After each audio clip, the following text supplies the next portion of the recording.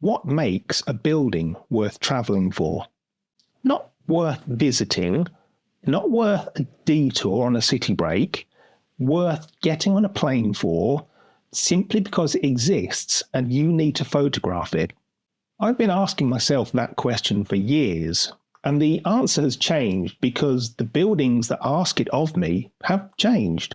There are very few buildings that clear that bar, and 2 of them are in Lisbon, and 1 of them turns 10 years old this year. I arrived in Lisbon last night, and I'm here for 2 buildings. The first one, this one. This is MAAT, the Museum of Art, Architecture and Technology, and it's 10 years old this year, and that's 10 years since the architect Amanda Levet placed this white ceramic form on the banks of the River Tagus. And what she did, she changed what a museum could be. She turned the building into art itself. And across the city, Kengo Kuma recently completed his first Portuguese project, and it's a 100-metre canopy based on the Japanese spatial philosophy, and is set within an 18-acre woodland. I'm spending 3 days photographing both, and this is the series. Most buildings take decades, more than decades, to feel like a landmark.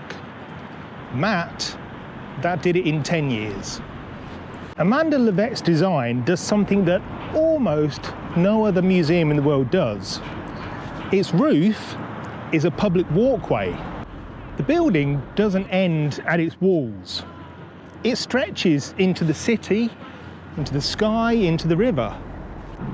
From up here, you kind of get an idea of what the building is trying to be. It's trying to be a part of the landscape, and after 10 years it succeeded. The building isn't just part of Lisbon, it is Lisbon. MAAT is one of the most technically challenging buildings to photograph, or at least I've photographed, and it comes down to one simple thing. There's no straight lines. Every surface curves, which means every lens choice, every position, every moment of light changes the building completely. So I've been here this morning since before sunrise, and that's what this building needs, because as you'll see some of the pictures, the light and the shadow changes minute by minute. And one of the things I have to do is keep making sure that my shadow isn't on the ground, because that is a big pain in the butt to try and remove. And that's what architectural photography really is. It's not about pointing a camera at a building, it's about reading the building and understand when it wants to be photographed. And then that's the shot. That's when you get the photograph, the architectural photograph. So there's 2 ways to help the fact that I don't actually have any straight lines on this building to get my horizons or verticals. And that's, first of all, the tripod comes with bubble leveling, and also the camera comes with an artificial horizon, so it gives you an angle of tilt and an angle of horizon as well, so you can get a fairly good horizon and vertical via those 2 options. 40 minutes across the city on public transport, that's all it is. But before I tell you about the second building, there's something I need to tell you about the first. And I didn't realise it until I was actually standing inside the second one. Amanda Levet clad MAAT in Portuguese ceramic tiles, 3-dimensional, hand-set, every one of them different.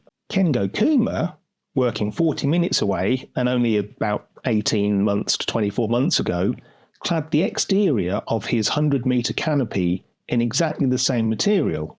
2 of the most significant architects working in Europe at the moment. 1 city, 1 shared reference. That's not a coincidence. That's a conversation. 20 minutes from the Tagus and in 18 acres of woodland, and a building that opened less than 2 years ago, which means that most people haven't seen all of this properly yet. This is the CAM, the Centro de Arte Moderna, Gulbenkian, and it was renovated and redesigned by Japanese architect Kengo Kuma, and it was his first completed project in Portugal. And this is the Engawa. In Japanese architecture, the Engawa is a transitional space, not inside, not outside, a threshold. And Kuma has expanded that idea to create this 100-metre canopy that runs the entire length of the building.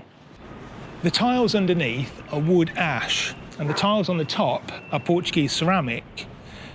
2 buildings, 1 shared material, 2 architects, 1 material reference, and that's what this week is about. Same city, same week, 2 completely different photographs. MAAT is all about exposure. The building faces the river, so the sky, the water, the white ceramic tiles are all reflecting light at you simultaneously. You're always fighting overexposure on the facade.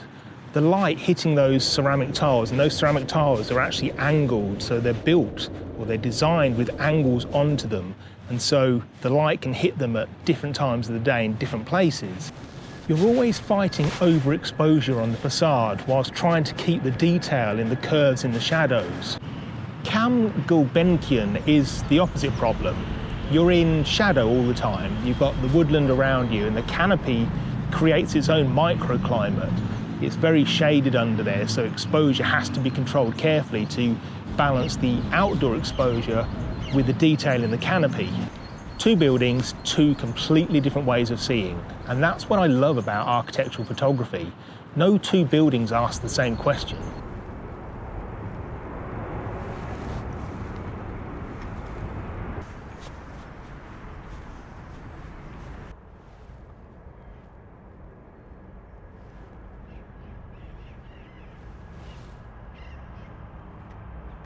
Well, it's my last morning in Lisbon, and I've had 3 days, 2 buildings, and a lot of light.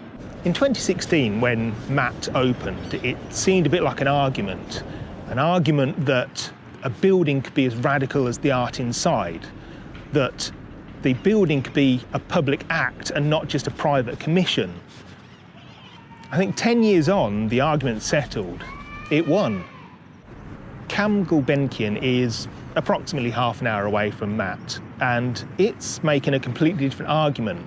Kengo Kuma isn't asking the building to make an argument, it's asking it to listen. It's asking it to listen to the gardens, the surrounding, the city materials around it.